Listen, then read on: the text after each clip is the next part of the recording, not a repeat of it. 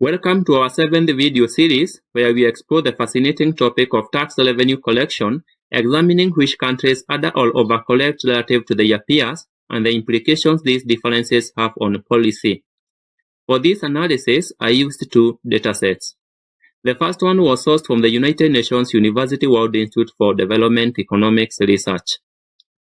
Specifically, I relied on three columns: total revenue excluding grants and social contributions, total tax revenue excluding social contributions, and total non-tax revenue.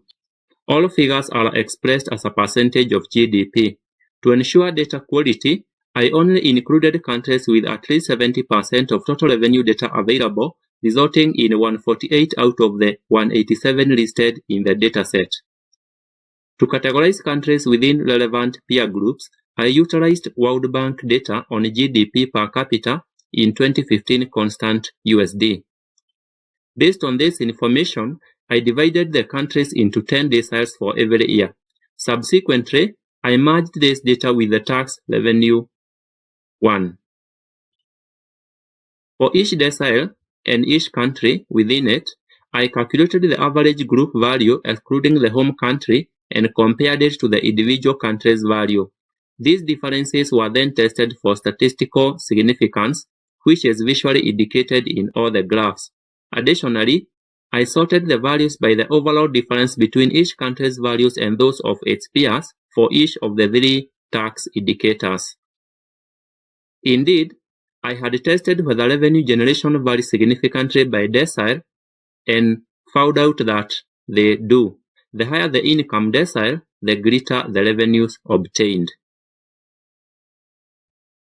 Let's now delve deeper into specific country rankings for the three indicators. Looking at overall revenue, Bahamas, Paraguay, and Guatemala collect the least compared to their peers. Conversely, Lesotho, Kuwait, and Kiribati take the most relative to their comparable partners. Turning to tax revenues, Kuwait, Saudi Arabia, and Qatar generate the least, while Seychelles, New Zealand, and Lesotho gather the most. Finally, for non-tax revenues, Bahamas, Barbados, and Italy top the list, while Kiribati, Libya, and Kuwait are at the bottom. The values at the decile selection are sorted by total revenue. In decile 1, Somalia, Guinea-Bissau, and Gambia display the largest negative gaps, while Burkina Faso, Mozambique, and Burundi collected significantly the highest values compared to their peers. In decile 10, Singapore, the United States, and Switzerland take the lead, while Finland, Iceland, and New Zealand trail behind. Please take a minute and explore the other countries within the other deciles to observe the top and bottom performers.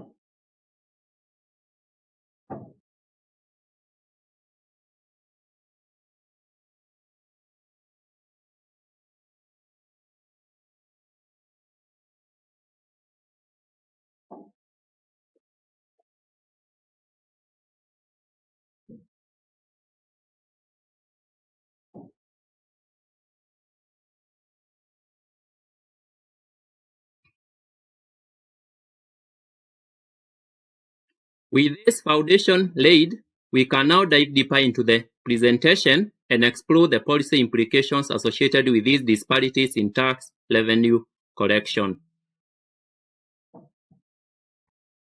Implications of tax revenue collection relative to peers. Number 1, targeted policy formulation.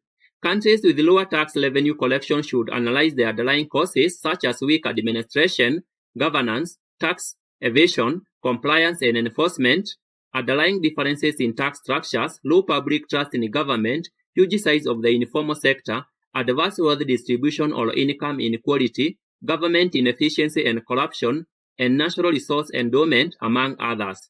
Implementing policies to improve tax collection efficiency like streamlining processes and reducing leakages, can offer significant gains. Conversely, countries with higher revenue within their income decile likely have efficient systems and may serve as benchmarks for the others. Number 2, international comparisons. Benchmarking against better performing peers within the same income decile can be highly valuable. Analyzing differences in tax structures, resource management, and cultural attitudes towards taxation can offer insights for improvement. However, context is crucial and policies should be adapted to fit specific circumstances. Number 3, tax revenue effectiveness.